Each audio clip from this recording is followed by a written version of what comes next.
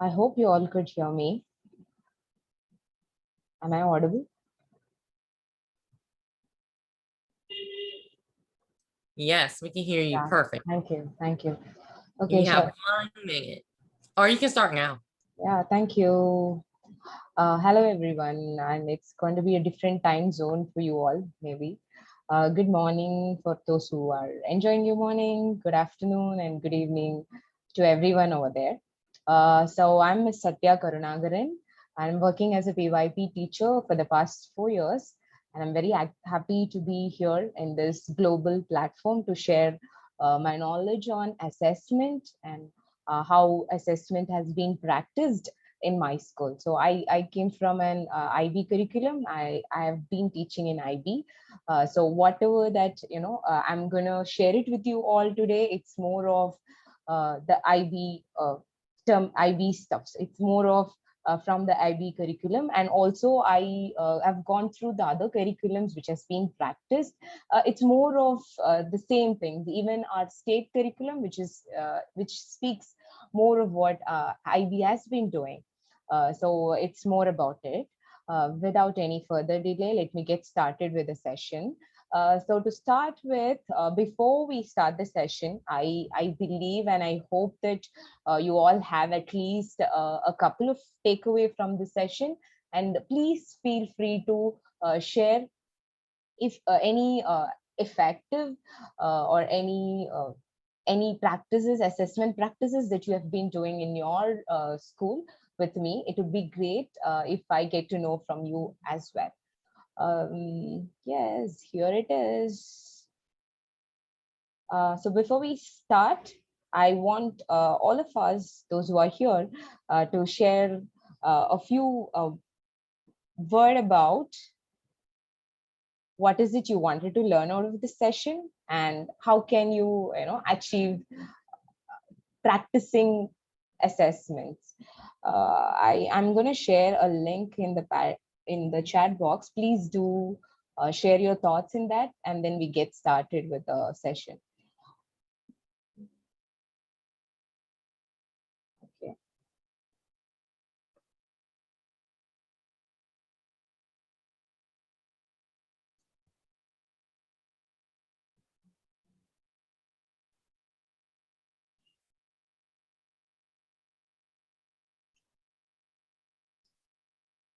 There it is.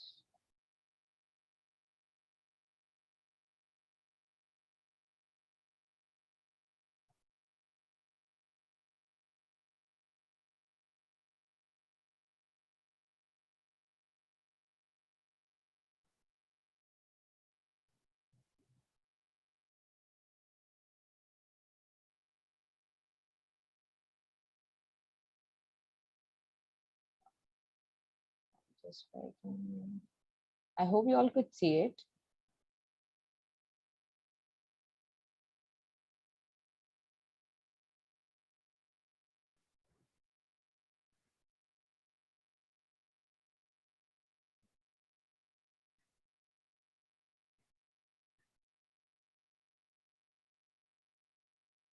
Oh, okay. I could see a reflection.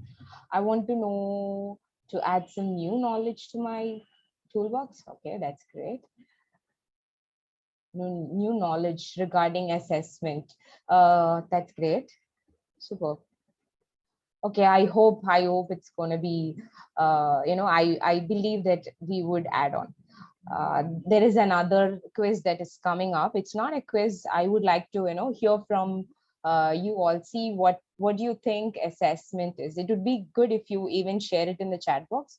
What does the word assessment mean to you? What do you think assessment are? What just comes to your mind when you hear the word assessment? You can just quickly share in the chat box. I'm just saying.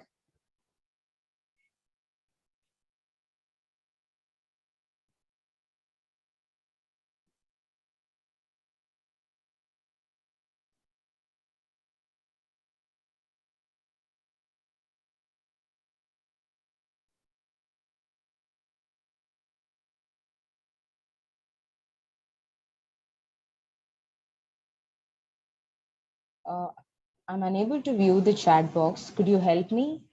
Yeah. Okay. A snapshot of what a student know or understand. What a student know or understand. Okay, that's a good one. All right. Okay, fine. Let's get started. I think we have spent so much of time in knowing what is that you already know about assessment.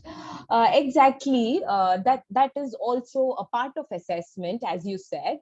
But to say, to sum it up, assessment is an ongoing process. It's in process. It's not just recording your learner's response. It's a process which involves a complex. If you think complex, it's going to be complex, but it's a very liveful way of seeing your learners progress. So assessment, I would say assessment is an ongoing process that informs your student learning and also to inform teaching. Based on what your student know, you assess the prior knowledge of your student, like how we did now. I just gave a Padlet and you reflected on what is it you wanted to do, and also you shared that what do you think is going to be assessment. So I'm just getting to know what is it you all know about assessment. So that's how it works in your classroom as well.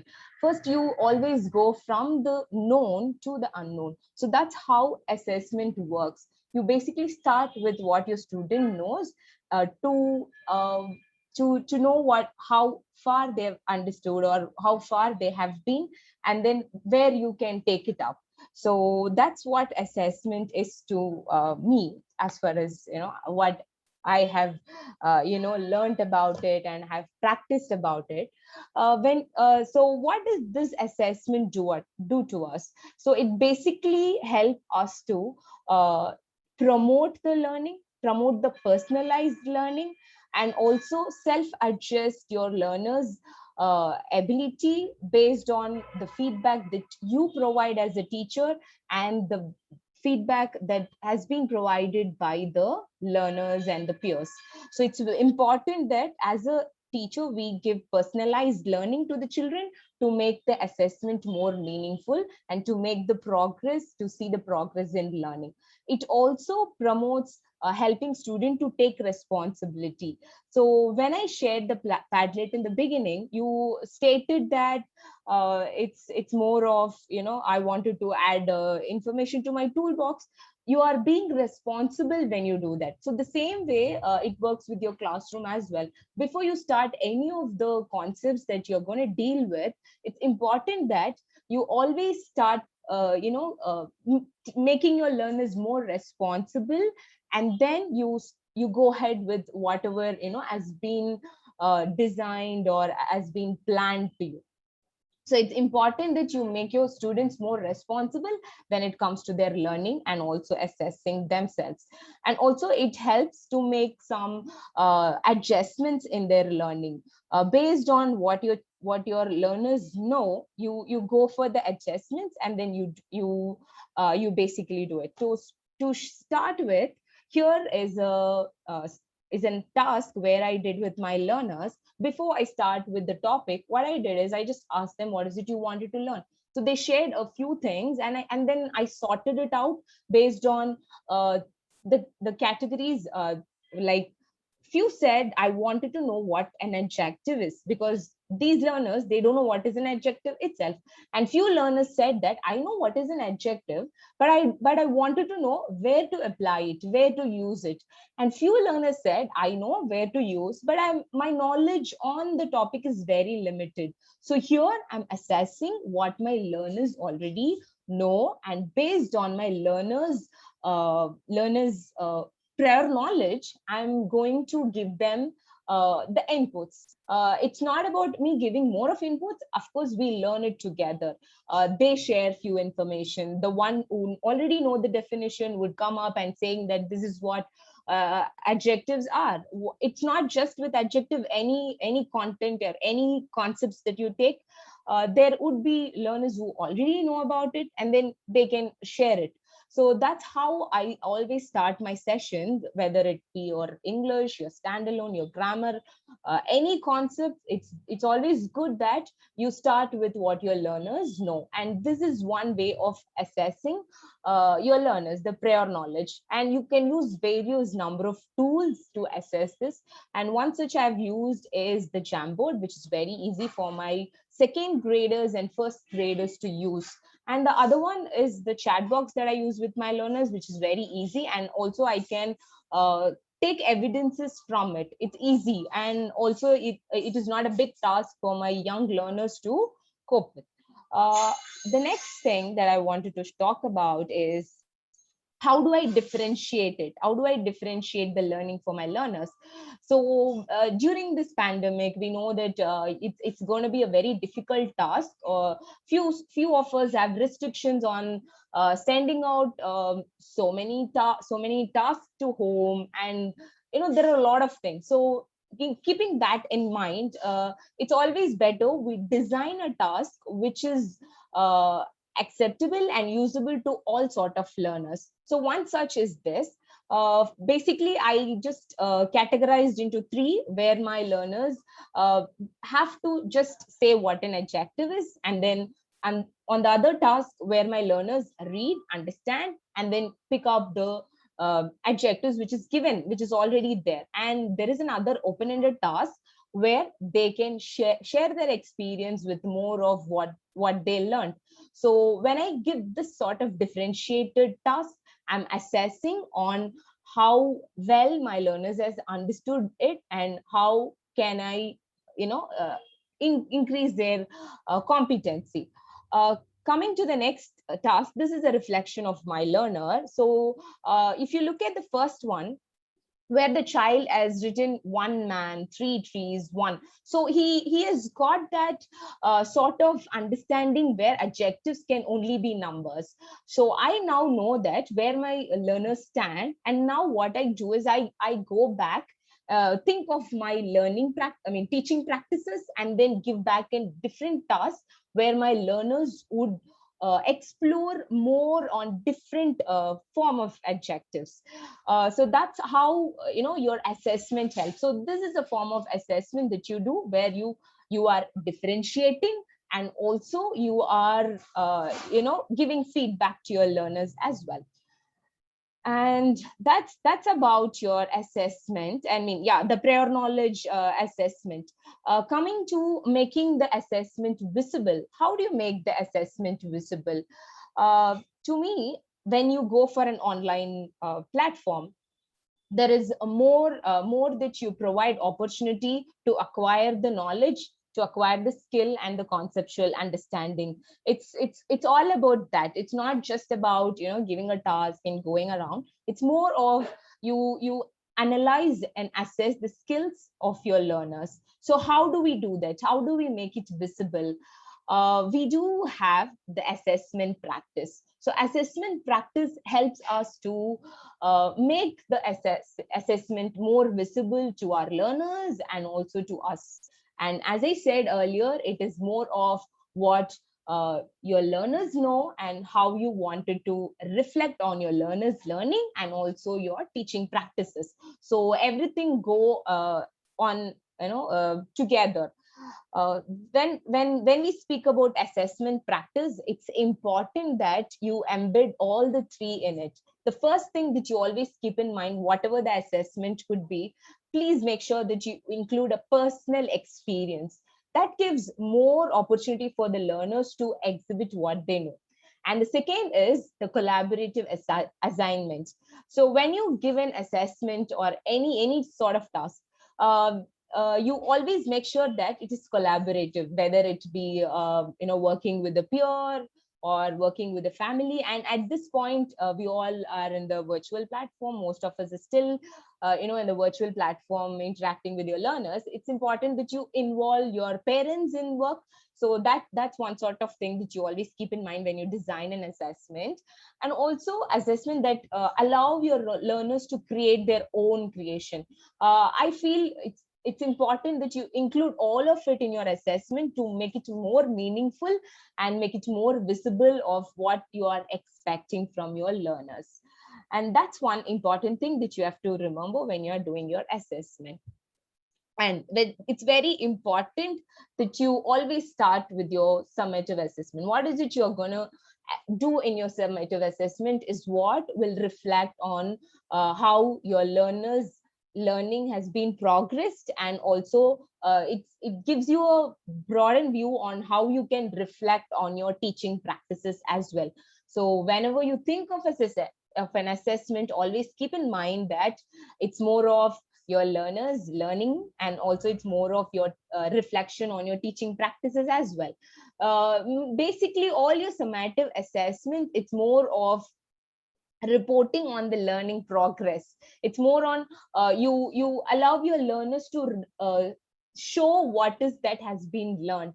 So few examples that I could give on that is going to be your exhibition, your student-led conference. All those are the best way to be as the summative assessment. And coming to your formative assessment, it's more of assessment for learning. And it's not just you say, I keep this task as in formative assessment and go about it. Not just that. Everything that you do from the beginning of your school year is going to be your formative assessment. You assess each part of it, each part of your child's learning in this. So that's why we call it as formative assessment. Don't always stick to one task and say it's going to be a formative assessment. Make sure that you keep on looking at the different aspect of it, and then you go about it.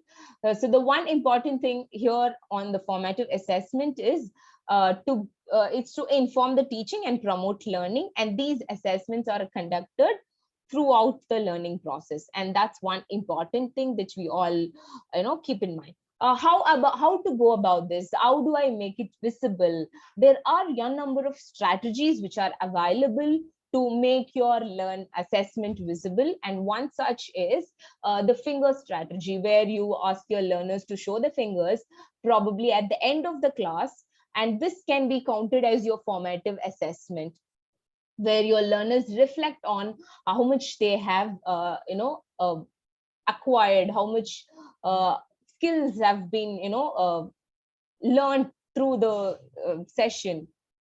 So it's more of the symbolic way of representation. And you can try this out with the young learners, because young learners, they will not be able to speak, or yes, they will be able to speak, but it's more of they are in the process of learning the language in few countries as well, because we don't speak the English as a mother tongue. So for them it's very difficult when a teacher ask them to say how much you understood or whatever.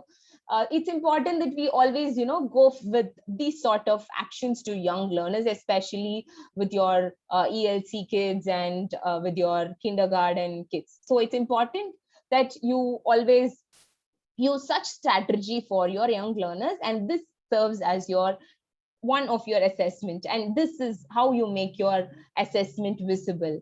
And another strategy that you could try with your little older learners, like probably with your second graders, maybe with your third and fourth graders, this is one such a routine that I've been following in my class: stand, crouch, and sit. By the end of the class, my learners were able to beautifully do this.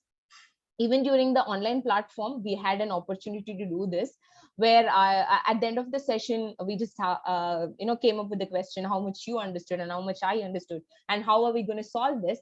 All my learners, beautifully, they were able to do it, because it's an action, of course, and also no need to explain and talk about it. They can just simply say it, I have understood only this and that. What do I do is the learners who have been standing and they went on during the break time, they kept talking to the children who were crouching, And it went on like that. They were able to when you say, and as I say, assessment is more of being responsibility.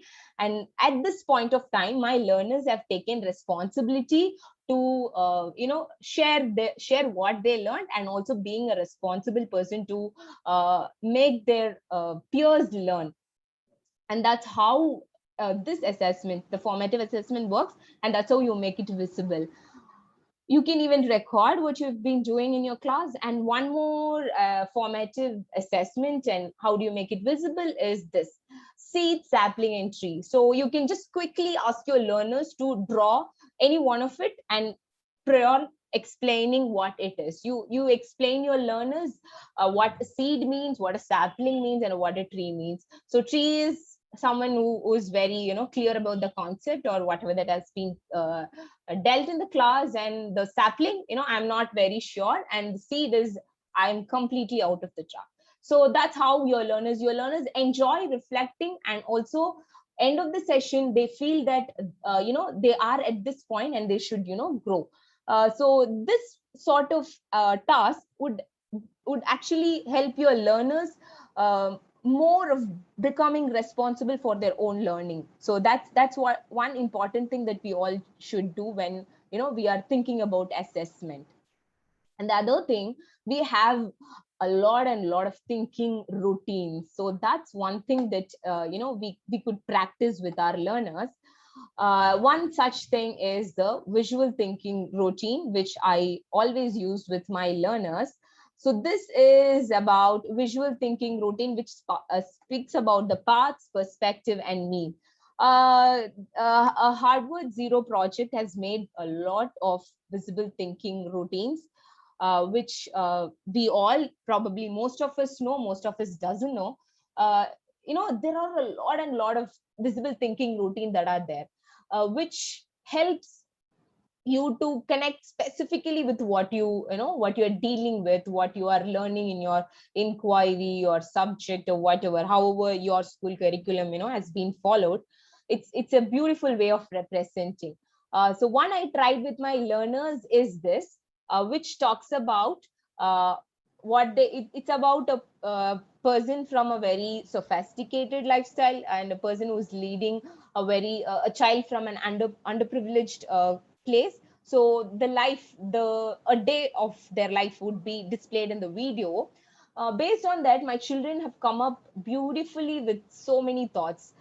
We were actually able to talk about developing and underdeveloping countries through this thinking routine. So this is one such thinking routine which helped my learners to broaden their perspective on what they have been thinking.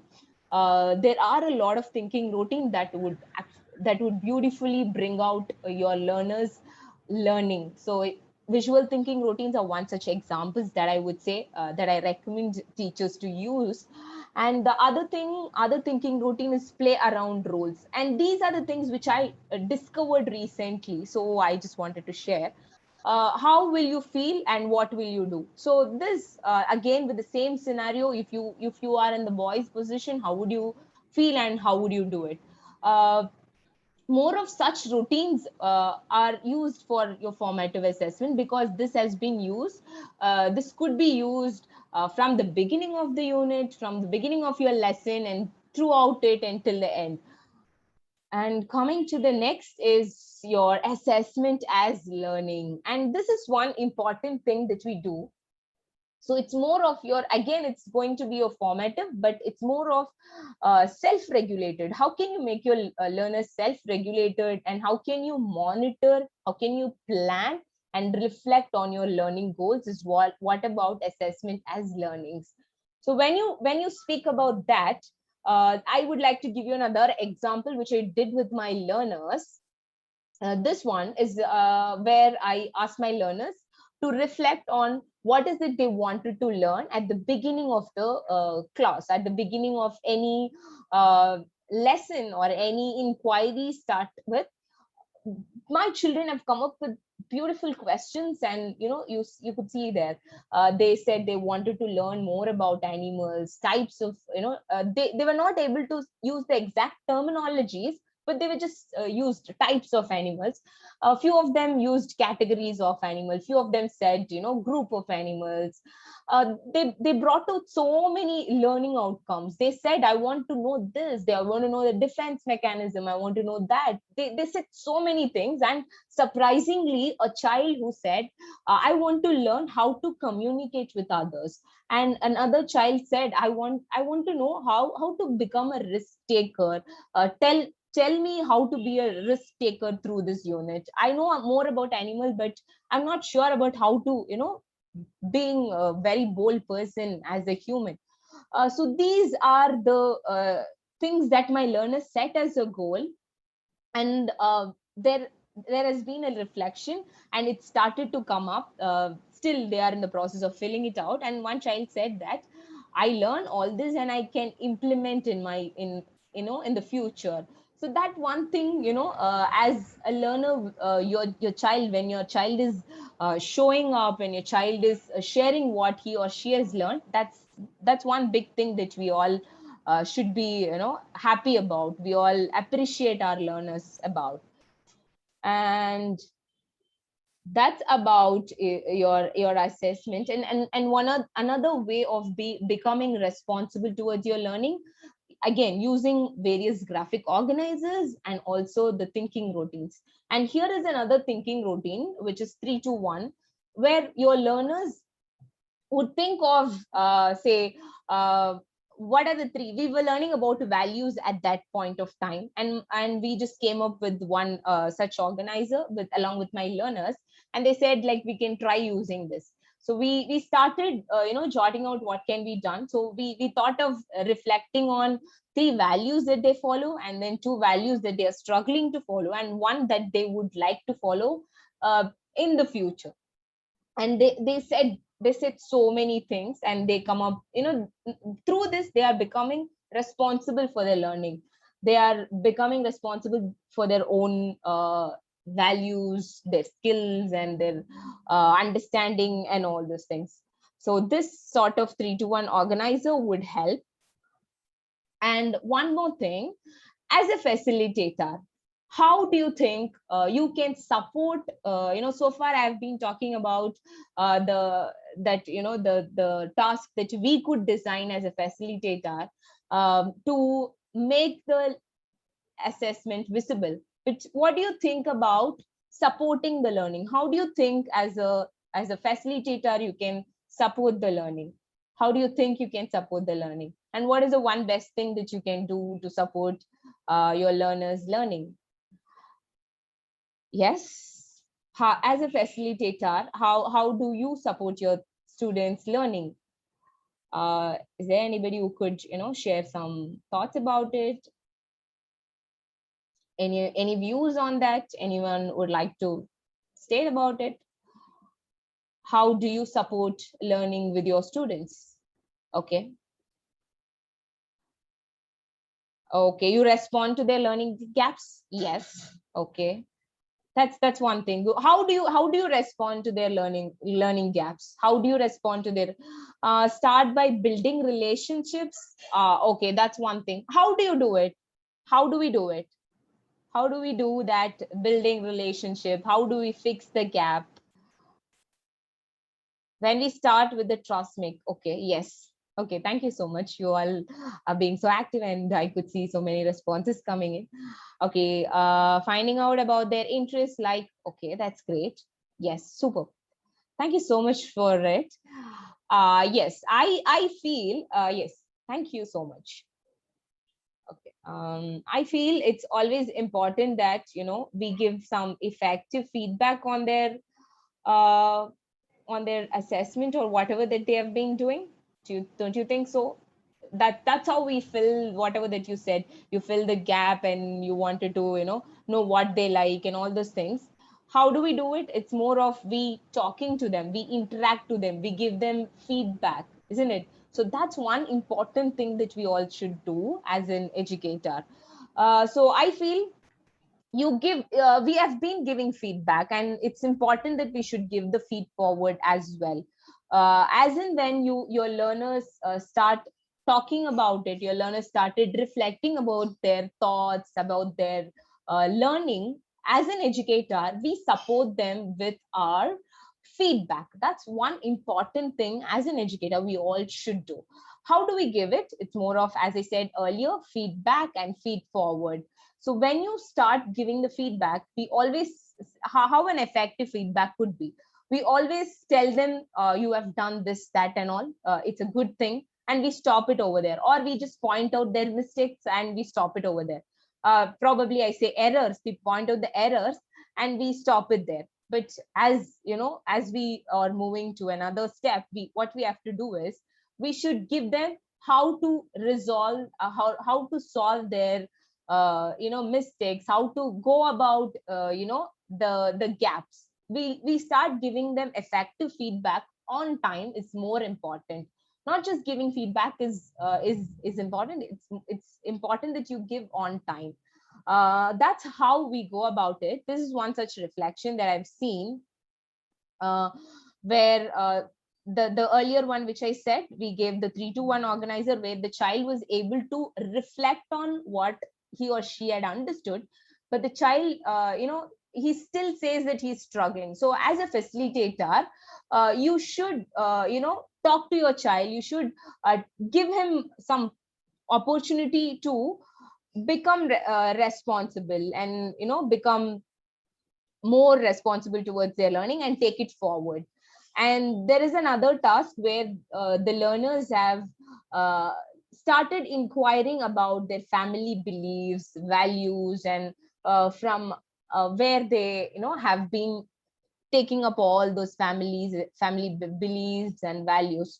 So in one such task, one of my child was able to say what the value was about and where the value is come up from them. But I just wanted to know the child, what are the factors that are involved in in these family beliefs and values. So that part of it was missing. So I just provocated my child with more questions by giving the feedback, timely feedback to the child, so that the child is able to go back to what he or she had interviewed about, and then come back and tell me that this is from where my grandmother had done this, and she probably had taken from her grandmother. She read some religious book, from there she got it. So it's more of that my child has said. So it's more, it has come possible because of the feedback that I've given to my learner. So feedback is one important thing that we all should keep giving to your learners. And coming to the other part of assessment is this, the dimensions of assessment. So this is very crucial part, and of course the others as well, where I've been telling, step by step. I said do this, I said formative, summative. I've been telling you, you should do some prior knowledge assessment.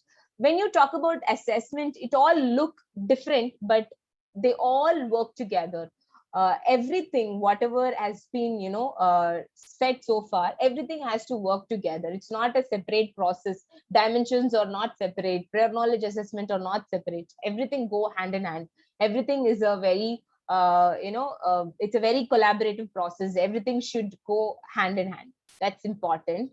So the 4 dimensions, one is monitoring, documenting, measuring, and reporting. So these things we all have been doing, I know, but then still, I wanted to enforce on few things which I was wondering more about these things, what it could be and how it can be done, all these things. And finally I was able to conclude, okay, this is what it all about, and this is what is all about based on the practice that I've been doing with my learners.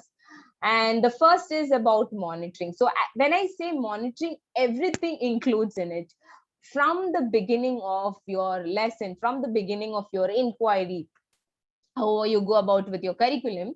So it starts from the beginning, from the formative assessment, from the prior knowledge assessment till the end, what you are doing with your learners. So whatever that you do, the observation that you do with your learners, the question that you ask your learners, the question that your learners come up with, everything has to be monitored and recorded.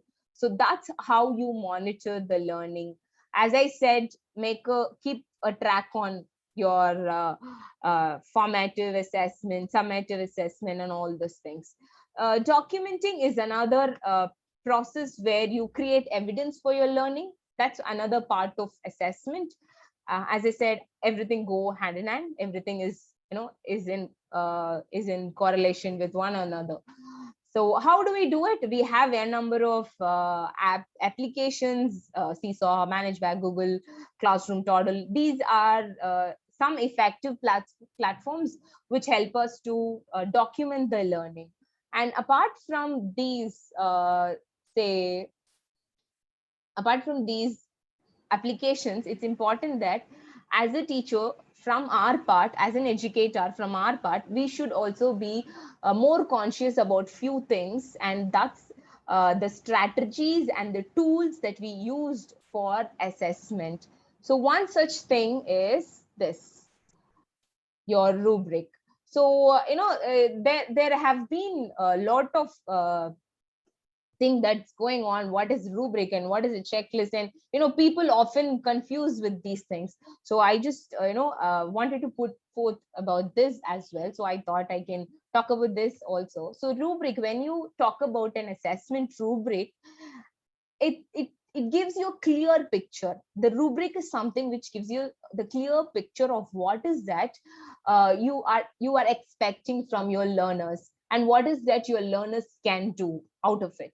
So always construct the rubrics along with your learners, so that you know how they are. And whenever you design a rubric, just go to your learners, ask them how you want to be assessed. For example, if you do a task on a recitation, on a speech or whatever, you just go ask your learners quickly, to ask them to say how you want me to assess you. They'll be able to say a lot of things, and pick few from it and then include in your rubric. And that's the best thing.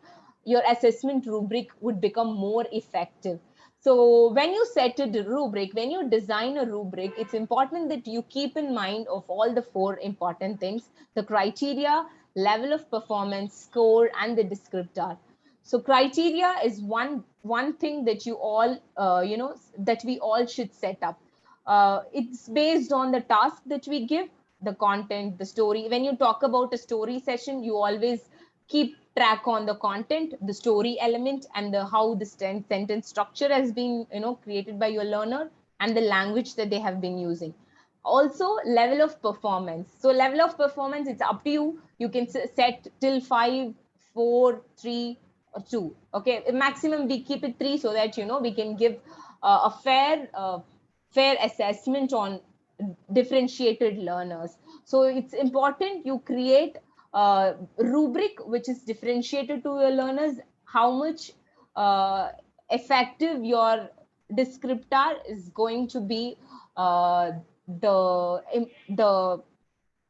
say the precise of your assessment.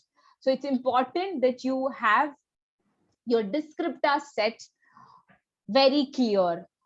When I say descriptors, all of this comes under that. What is it you are expecting from a learner who is working towards the learning goal, or a learner who is meeting the goal, who is exceeding the expectation.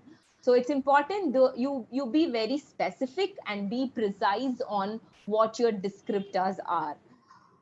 And that's how the rubric works. So this is what we call it as rubric in assessment. And you make your rubric very effective to make an effective assessment. So checklist, there are scenarios where we can use checklist. So it's always you stick to the rubric most of the time, because you have checklist only at the beginning of your session.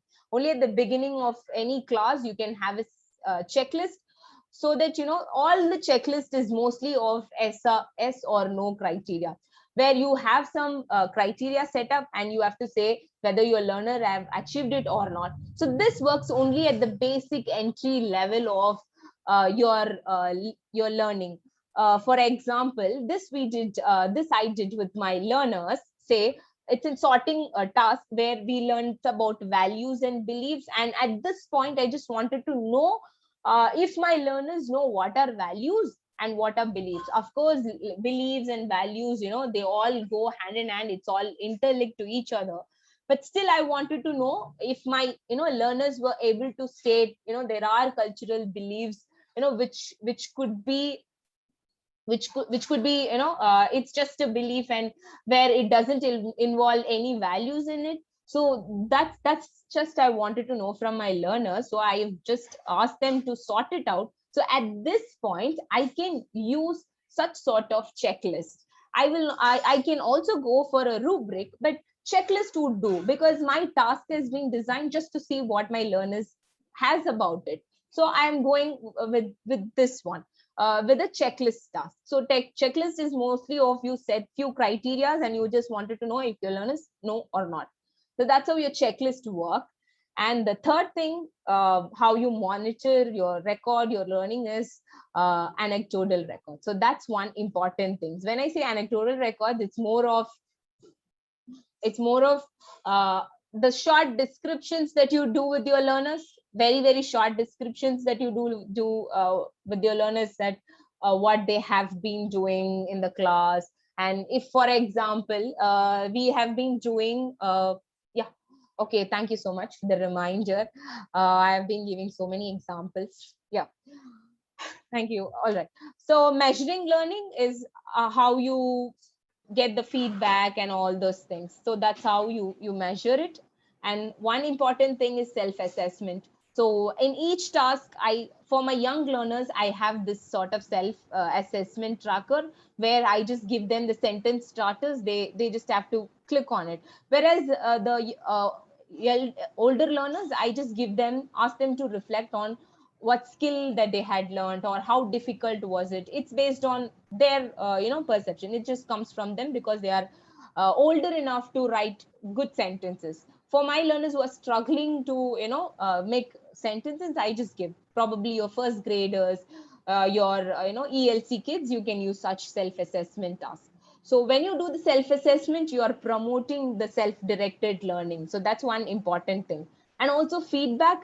With my young learners, I started giving the feedback with basic thumbs up and thumbs down in Padlet. So Padlet works very good with your learners. You can record voice notes, you can say video, you can click a picture of it. Anything would go in the Padlet. So Padlet is one such important technology that helps in this digital era to record our feedbacks. And reporting learning, of course, it's all the report that we give to your learners, to the community, which means your parents and all about that. And the last and important thing that I wanted to tell you all is this. Okay, this is one such important thing that I did with my class, and it came out very beautifully. How about designing an assessment? So when you design an assessment, how do you go about it? There are the 6 points that you have to keep in mind. One is, authentic. When I say authentic, it makes the real life connection. And then be specific. What is the learning goal out of it? And then the third thing, are you giving variety of tools for your learners? Because you have a differentiated learner in your class, and make sure that you provide different opportunity for the learners to speak and share their thoughts. Developmental, which means, is it focused on student progress? Are they progressing through it? Yes or no? You just have to think about it. And then collaborative, collaborate with the learners, with the peers, with the family, and that should go. And then interactive and authentic. Again, authentic. It's just a cycle. Interactive in the sense you give a feedback. Just giving a summative assessment and leaving off is not okay. You go give feedback on a timely manner and keep a track on it. So one such example I wanted to tell you all is the calendar which we worked with the learners. So it's a calendar where they have to reflect on the choices that they make from their role model. So it's about the role model. The topic is all about role model. So my learners picked few values from the role model, and they started recording in the calendar, in the Google sheet, in the Excel sheet, where they went and commented on this day I was, being knowledgeable, or I was caring to, the pet that I had at home, or I was caring to the my parents, my grandparents, anything that they just started putting it down, and it came out very well. So when I give the task, we all come up saying that those who have the gadget will do with the Google Sheet, but those who doesn't have, they just record it in their notebook and then share it with us. And it can be a video. We also created a Padlet platform where those who wanted to speak about it on a daily basis or in a weekly or in a month, it's well and good. So there I'm giving choice to my learners to choose anything that they wanted. So another task, and I feel all of the 6 criteria has been checked with this. And another one which we did with the rescue of animal, where my learners went around there. Of course, it's authentic, which means involved in real life scenario. And then they go about find what animals are there, if they are sick or not. They go find about it and then come back and tell me how it was, how the experience was, and I give a feedback on them. And there were few children who also called up and spoke with the organization which could take care of the sick animals. So this was one task we did for our summative assessment. So I feel it's more important that when you give an assessment, think of all the 6 points, 6 criteria, the 6 elements. That's very important. And that's it. That's all about my session, and I'm done. If you have any two or any points which is not clear, please feel free to ask me right now. So that's how I'm going to ask you, share the muddiest point with me. Share any 2 points which you are least clear from my presentation. So this is one sort of assessment that I do with my learners at the end of a session, where they can share what is that they're not clear about. That's all. If you have anything, please do share with me. And if you have an effective plan with at your school which is happening, please do share that as well.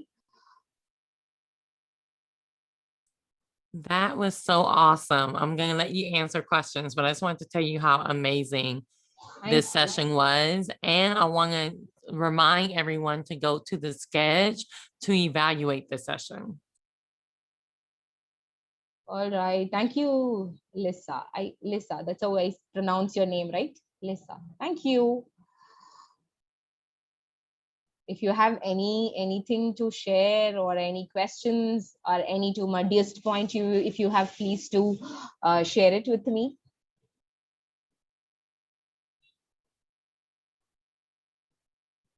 Okay. Should I stop sharing my, stop sharing my screen and stop recording? Yes, because we're going to go ahead and end